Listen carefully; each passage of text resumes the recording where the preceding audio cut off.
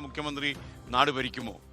അസിത, ഇത്ര വർഷത്തിന് ശേഷവും കേരളത്തിൽ അത് ചോദിക്കേണ്ടി വരുന്നുണ്ട് എന്നതുകൂടിയുണ്ട് സ്കേൻ. പക്ഷെ എന്റെ വ്യക്തിപരമായ അഭിപ്രായത്തിൽ വനിതകളെ കൊണ്ടുവരാൻ വേണ്ടി മാത്രം വനിതകളെ കൊണ്ടുവരേണ്ടതില്ല എന്നുള്ളതാണ്. അതിന് കാലിബറായിട്ടുള്ള ആളുകൾ, കാലിബർ ഉള്ള ആളുകൾ വരികയാണെങ്കിൽ അങ്ങനെ വരണം, സ്വാഭാവികമായി സംഭവിക്കണം എന്നുള്ളതാണ്. പക്ഷേ ഇതാ ഈ കാലത്തിന്റെ പ്രത്യേകത, അങ്ങനെയുള്ള വനിതകൾ നമ്മുടെ മുന്നിലുണ്ട്, നിരന്തരമായി ചർച്ച ചെയ്യപ്പെടുന്ന പേരുകളുണ്ട്. അപ്പോൾ അവരിലേക്കൊക്കെ പോകാനുള്ള എല്ലാ രാഷ്ട്രീയ സാഹചര്യവും ഉണ്ട്. അപ്പോൾ അത്തരം സമയത്തെങ്കിലും അങ്ങനെ ഉണ്ടാകണം എന്നുള്ളത് ഏറ്റവും പ്രധാനമാണ്. ഈ തെരഞ്ഞെടുപ്പിലെ ഒരു മറ്റൊരു കാര്യം കൂടിയുണ്ട്. ഇപ്പോൾ ശൈലജ ടീച്ചറുമായി ബന്ധപ്പെട്ട്, ശൈലജ ടീച്ചറിന്റെ പേരാണല്ലോ നമ്മൾ ഇപ്പോൾ ഈ പറയുമ്പോൾ അതിന്റെ പിന്നിലുള്ള പേര്.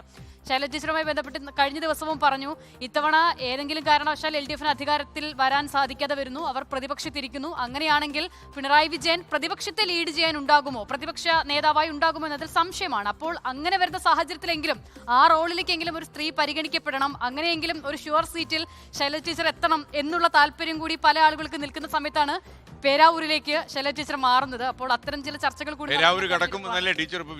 ടീച്ചറുടെ വിശ്വാസം.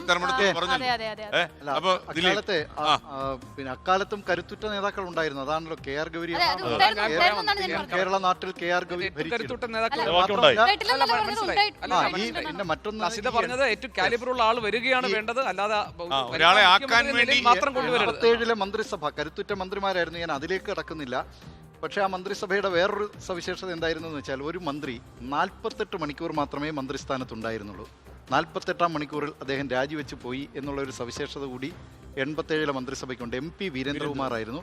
വീരേന്ദ്രകുമാർ മന്ത്രിയായി ആദ്യ ഉത്തരവ് ഈ വനഭൂമിയിലെ ഒരു മരവും മുറിക്കരുതെന്നായിരുന്നു. പക്ഷേ അതിന് അധികം ആയുസ് ഉണ്ടായില്ല, മന്ത്രിസ്ഥാനം തെറിച്ചു. ആ പാർട്ടിയിൽ തന്നെ പ്രശ്നങ്ങളുണ്ടായി. NM ജോസഫിനെ പിന്നീട് മന്ത്രിയായി കൊണ്ടുവന്നു. മറ്റൊന്ന് എനിക്ക് തോന്നുന്നത്, ഏറെക്കുറെ അത് കുറച്ചുകൂടി സ്ഥിരീകരിക്കേണ്ടതുണ്ടെന്ന് തോന്നുന്നു. പക്ഷേ എന്നാലും 87-ലാണ് നമ്മളിപ്പോൾ കേരള ടൂറിസത്തിൻ്റെ പരസ്യവാചകമായിട്ടുള്ള ഗോഡ്സ് ഓൺ കൺട്രി, കേരളം ദൈവത്തിൻ്റെ സ്വന്തം നാട്, അന്ന് E ചന്ദ്രശേഖരൻ നായർ ടൂറിസം മന്ത്രിയും അമിതാഭ് കാന്ത്, ഇപ്പോൾ നീതി ആയോഗിൽ ഉണ്ടായിരുന്ന അമിതാഭ് കാന്ത് സംസ്ഥാന ടൂറിസം സെക്രട്ടറി ഡയറക്ടറായിരിക്കുന്ന കാലത്താണ് ഈ പരസ്യവാചകം കേരള ടൂറിസത്തിന് ഉണ്ടാകുന്നത്. അതൊരു പുറത്തുനിന്നൊരു ഏജൻസി കൊണ്ടുവന്നത്. അതെ അതെ, അല്ല ആ വാചകം കൊണ്ടുവരുന്നത് ഒരു ഏജൻസിയാണ്. അത് കഴിഞ്ഞ് നായനാർ പ്രതിപക്ഷതായിരിക്കുന്ന സമയത്ത് ഒരു അബ്കാരി നിയമ ഭേദഗതിയെ പറ്റി ചർച്ച ചെയ്യുന്നുണ്ട്.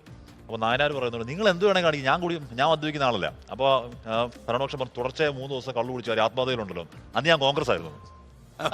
അങ്ങനൊരു സംഭവം ഉണ്ടായി. മാത്രമല്ല ഇവൻ മൊബൈലിനെ മാങ്ങ പോലെ മൊബൈലും വരുന്ന സമയമുള്ള സ്കേൻ മാങ്ങ പോലെ എന്തോ സാധനം എന്നാണ് പറഞ്ഞത്. അദ്ദേഹത്തിന് ആദ്യം മൊബൈൽ കൊടുക്കുന്നത് പ്രിയപ്പെട്ട വ്യവസായ MA യൂസഫ് അലി ആണെന്ന് ഞാൻ കേട്ടിട്ടുണ്ട്. അത് പിന്നീട് 96-ൽ മുഖ്യമന്ത്രി പിന്നെ കുറച്ച്